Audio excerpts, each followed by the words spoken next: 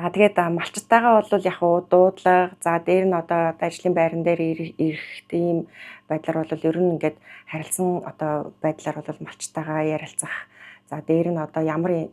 өвчнөд ямар эм зохистой ямар эмийг ямар өвчнөд одоо хэрэглэх үү, ямар үр дүнгээр хэдэн хоногт те ямар тунгаар тэр хэрэглэх үү гэдэг мэдээллийг бол малчтай бол байнгын одоо тайлбарлаж өгөх, үзүүлэх, дээр нь одоо тараах материалаар хүртэл одоо ингэж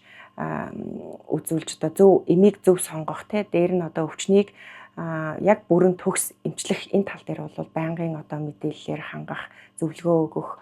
үлгэрлэн одоо өөрөө одоо үзүүлэх энэ байдлаар бол ингэж малчтайгаа харилцаж эмийг одоо сонгож хэрэглэдэг.